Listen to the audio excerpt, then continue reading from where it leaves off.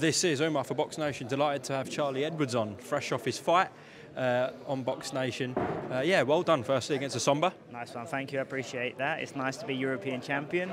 It's nice to be back on top. It's nice to have options on the table, and it's all systems go in my end now. Nice to hug your brother as well. Yeah, listen, it's nice for us to be back stronger than ever, you know, to be honest we are.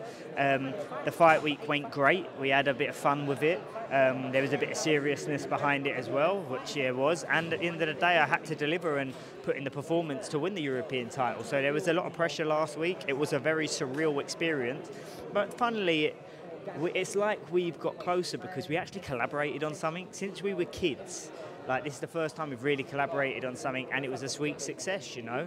He gave his fighter the best opportunity, the biggest payday to fight me, and with the opportunity that if he beat me, he would go on to world honours. And he also served me with the best opportunity. So I've got to be grateful for him and thankful.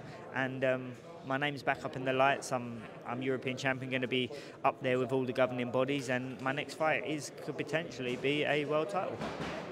That's fantastic. You've been on a tremendous journey, Charlie. I mean, there was one point where it was just going up and up and up, and then there was a lot of lows. I'm guessing some stuff we haven't heard about. You went into, you know, turmoil. Yeah, practically. Maybe that's a conversation for another day. We can sit down properly about stuff. Yeah. But yeah, the trajectory the Charlie Edwards train is right back on track. Yeah, 100%. And do you know what? Looking back now, I've just got to be grateful. You know, like, God's put me in this light and put me on this path again. But also, when I look back at it, I was always ahead of schedule. I was always, like, in the biggest fights, and won a world title at such a young age. And these last few years, like, it's kept me very fresh to come into my peak years of my career.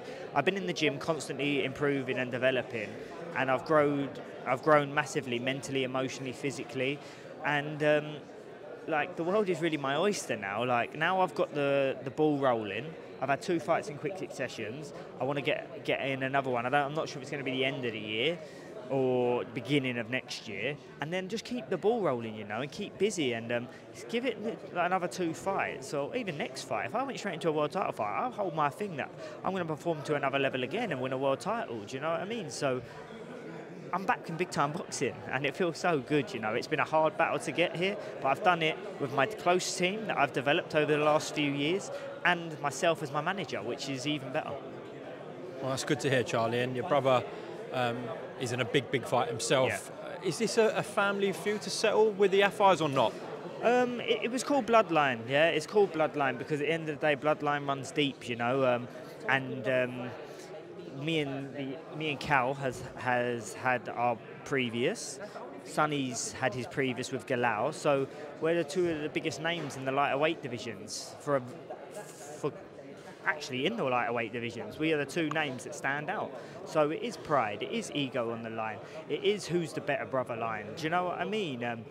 We had it that Cal was a coward and he wouldn't fight me, you know. But at least Galal is a true man, a true challenger, and he's stepping up and fighting Sonny, even though Sonny beat him comfortably in the amateurs. And this is the biggest opportunity for Galal, and it's a great fight. It's massive for British boxing, massive for the lighter weight divisions, and it's going to put on a good show, and it's going to be a great fight. And yeah, there might be a trilogy, you know, and it's just great to see the Edwards versus Yafai name actually out there in media and on posters. I never thought we'd see the day.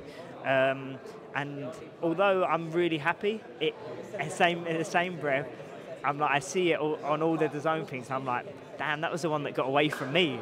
But like, I'm so happy that, and I honestly think that this is going to be a one-sided fight. A one-sided fight. A one-sided fight. Depending on what Sonny turns up. If he turns up and wants to have a fight like bam, it could be a little bit closer, but I back Sonny all the way. But if he goes showtime on Galal and moves his feet and does the sort of fight where he makes him look stupid, taunts him, like mockeries him, in Britain he would get so much praise for that. In America he got a few boos in his last fight. But if he done that against Galal, he would one-sidedly beat him comfortably, in my honest opinion. Okay.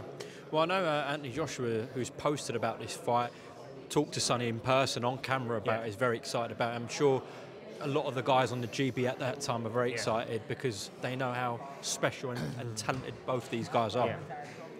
100%. I think everyone's looking forward to seeing it. You don't, come on, like Galal's a good fighter. He's an Olympic gold medalist, you know. Sonny's a former world champion.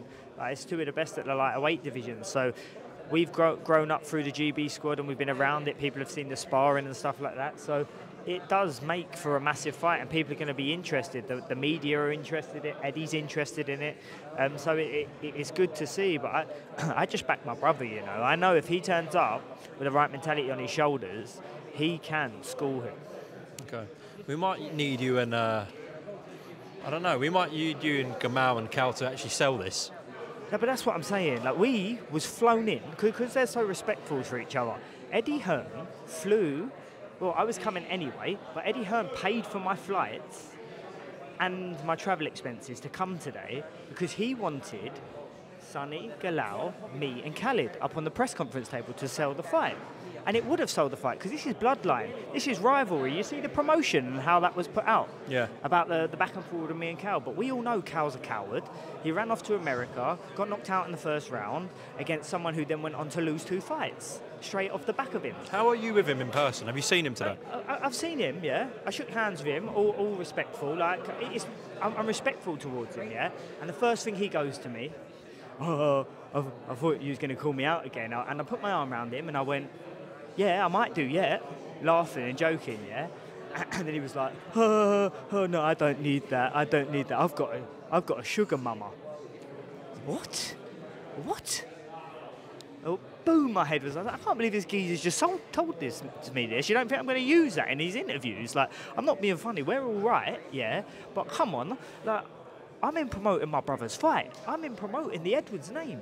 Like, you ran away from me. You were scared of me, and you didn't want to fight me and give me the opportunity and build this fight even bigger and go out on your shield. You was a coward and ran to America. So that's a fight that got away from me and my legacy and stuff. So I'm always going to talk this. I'm always going to say this. And that's why today he wouldn't get on the press conference table. But thank God I was smart. When I come through duty free today, I thought, I'm going to get my little mate a little present. So I've gone through it. And guess what was there? A little baby toy duck. So I thought, for old time's sake, that's why I had to ask the question today, to lead him into it, so I could give him my little gift. A few people started laughing. I don't think he liked that, but it is what it is. We're promoting Edwards versus Yafai bloodline. Play your part, bro. Yeah, I'm sure on fight week you'll pick up. Last one before we go, how sensational was Daniel Dubois the other week? Absolutely sensational. A real inspiration.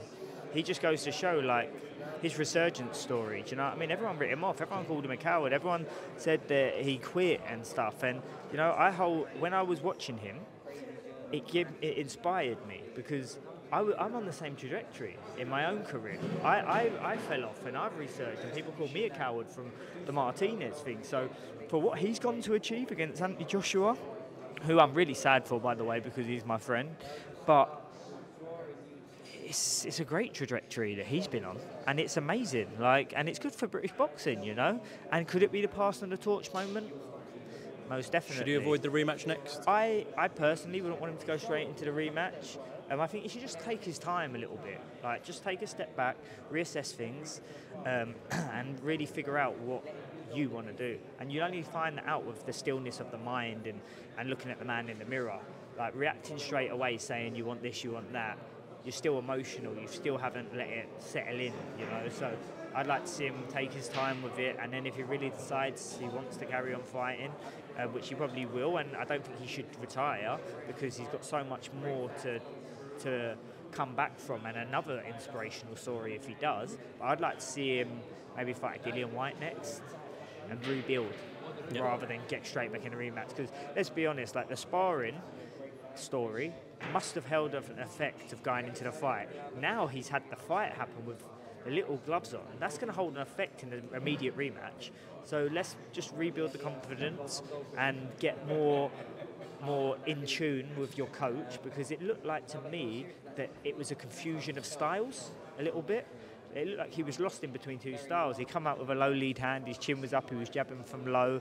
I didn't quite understand the tactics that was given in that way, especially if you're watching all the video analysis. You would think that that is definitely not the way you would come out against Daniel Dubois. So maybe he got a bit confused within the style change, which happens when you switch all the time. So, yeah, but I'd like to see him just calm down and self-assess and then make a decision.